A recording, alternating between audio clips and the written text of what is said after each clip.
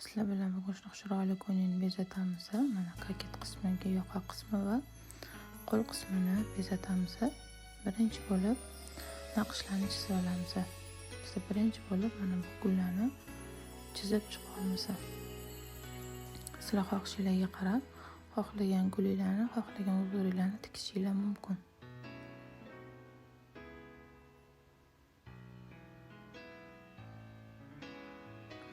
Uzorlarimizni orasi masofasi bir xil bo'lishi kerak, bo'lmasam kiygandek xil bo'lib qoladi. Mana gullarini chizib chiqdik, bir xil bo'lganini tekshirib chiqamiz mana.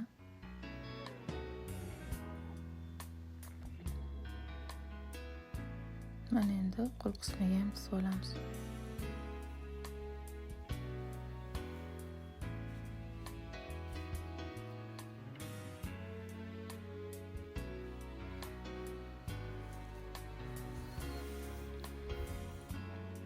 Mana endi gullarimizga har xil xohishingizga qarab baylar, uzorlar chizishingiz mumkin.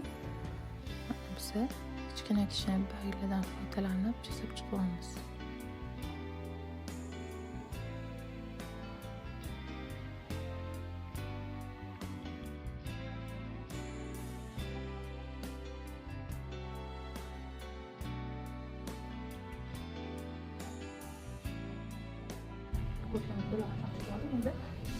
Qo'l qismini chizib olamiz.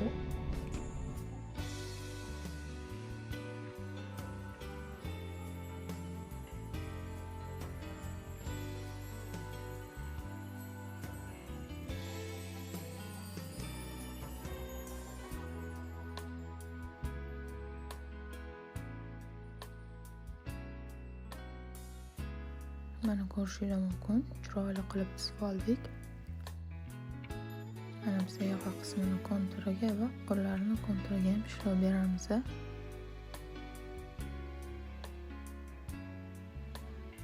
Mana bezatayotganimizda o'z xohishingizga qarab o'zingizda bor furniturlardan foydalanib bezatsangiz bo'ladi.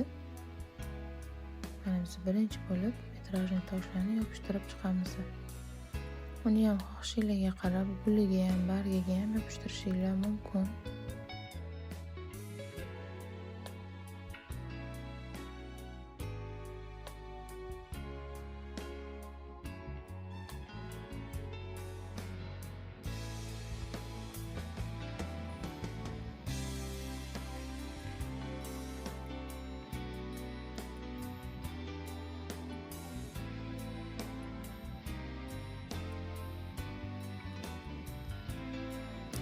Faqat bizlar vitrajli tosh bilan juda ham akkuratni ishlaymiz.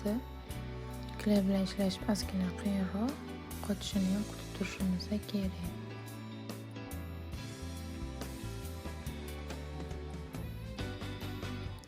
Mana ko'rishingiz mumkin, hamma yoqiga yopishtirib oldik. Endi tikishni boshlaymiz. Birinchi bo'lib mana shu gulni tikib olamiz.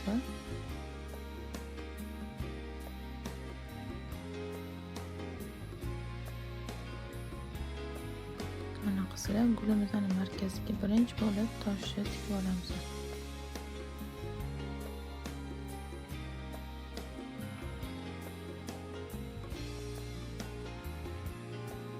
Mana tikib oldik. Mana to'rtta pisir, bitta xrustal va bitta payetka yordamida tikib chiqamiz. Sizlar ham o'zingizlarning xohishingizga qarab, gulinglarning o'lchamiga qarab xohlagancha tikishingiz mumkin. Krest qilib tikib oldik. Endi har ikkita chizig'imizni o'rtalaridan tikib chiqamiz. Bu tikishimiz yordamida bizning gulimiz bir xilda tikiladi. Mana bir xil qilib tikib oldik. Endi har bittasini markazidan xohishingizga qarab bitta yoki ikkitadan yana xohishingizga qarab tikib chiqishingiz mumkin. Biz o'sha xrustallikka qo'shmasdan tikib chiqamiz, ya'ni uchta bisir va payetka yordamida tikib chiqamiz.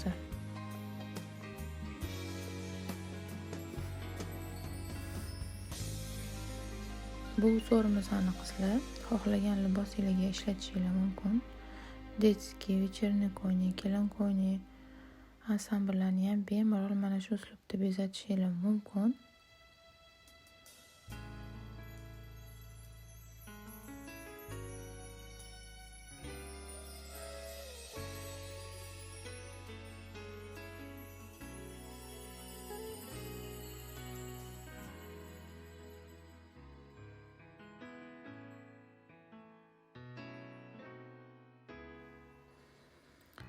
Mana qizlar, chiroyli qilib tugatib oldik. Endi mana bay qismiga o'tamiz. Metrajniy bilan ishlayotganimizda qizlar har doim metrajniy toshini har doim uch-uchlarini tikib ketishimiz kerak. Mana endi baylarni tikishni boshlaymiz. Mana baylarimizni ham uchta biser payetka yordamida tikib chiqamiz.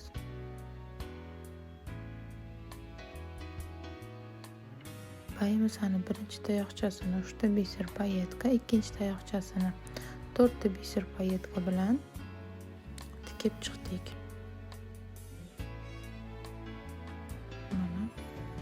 Mana shu tartibda hamma baylarimizni tikib chiqamiz.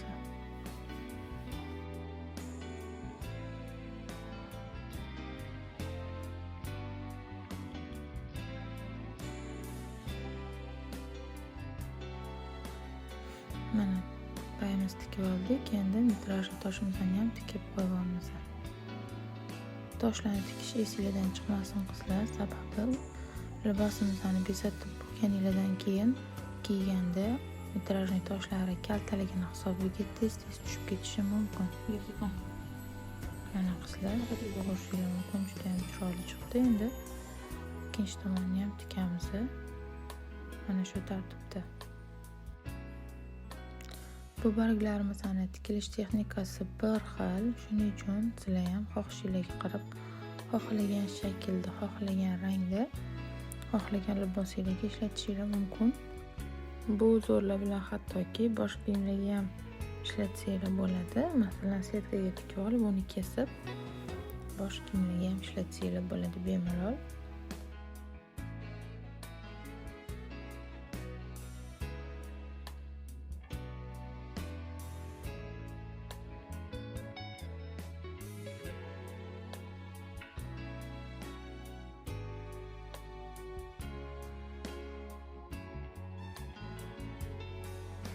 Qizlar mana shunaqa chiroyli qilib tikib oldik.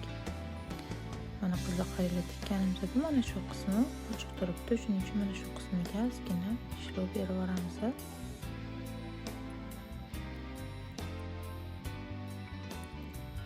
Mana xohishingizga qarab o'zingizga bor furniturlardan katta o'lchamdan kichkina o'lchamgacha tikib chiqiladi. Ya'ni boshlanadigan nuqtasi katta o'lchamdagi biserli, ya'ni toshlar xurustalik va tugashiga mayda biserlardan tugatsa juda ham chiroyli chiqadi.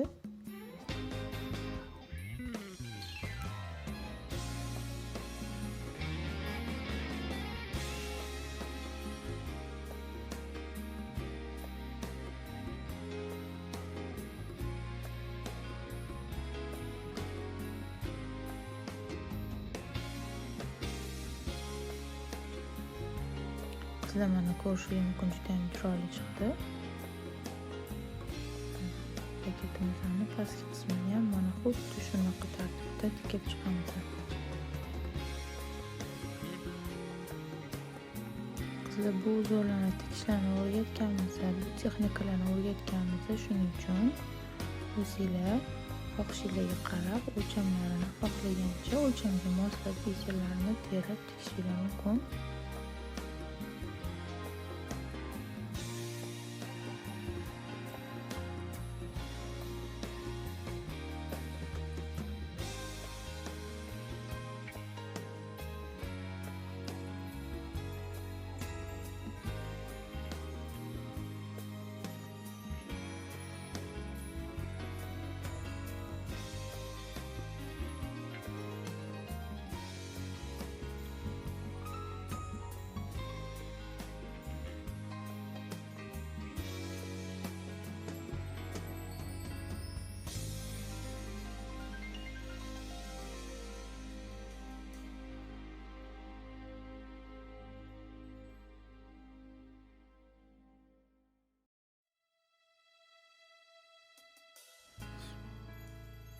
mana tikib oldik. Pastki qismimizdan biroz oziq uchi bo'lgani uchun mana shu biserlardan ozgina sachratib olamiz.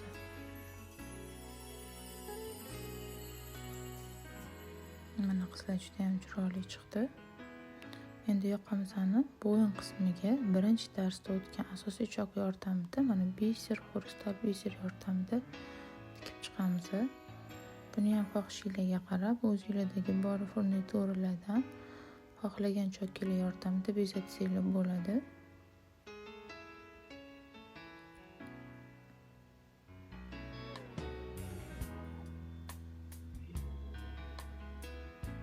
Mana qizlar qaranglar, juda ham chiroyli chiqyapti. Sizlar ham libosingizga mos rangdan tikishingiz mumkin.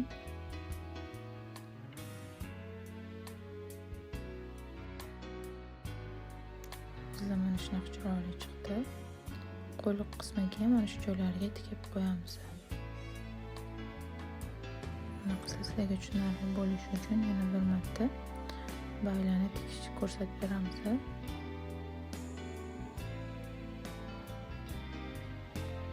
Qizlar, kiyimimiz astarli, qo'l qismi astarli, yoqa qismi astarsiz, lekin orqa qismiga o'tib ketishi mumkin emas. Shuning uchun kiyimlarga tikish biroz qiyinroq bo'ladi kartochka nisbatan.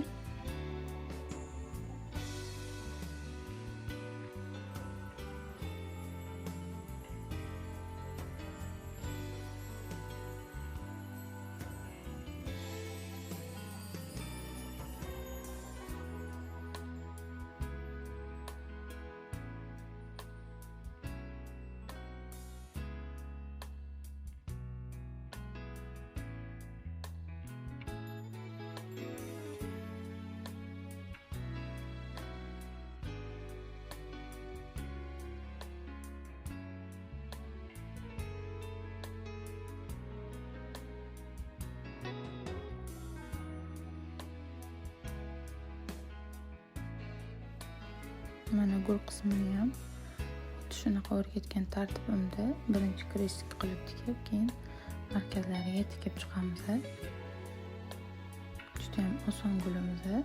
Buni agar birin-ketin tiksanglar qizlar, gulimiz bir xilda shunaqa chiroyli bo'lmaydi.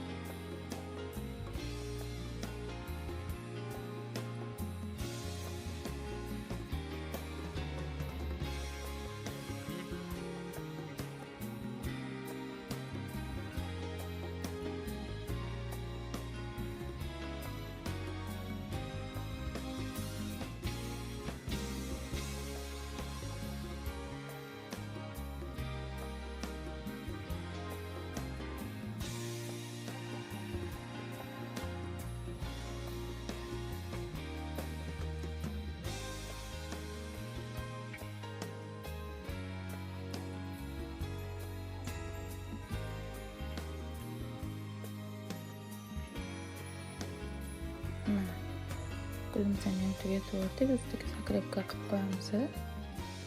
Qizlar, ko'rishingiz mumkin, juda ham chiroyli chiqdi. Juda ham oson, tez bo'ladigan texnikalardan hisoblanadi. Juda ham oson. Buni xohlagan libosingizda, xohlagan rangingizda tikishingiz mumkin. Mana qaranglar.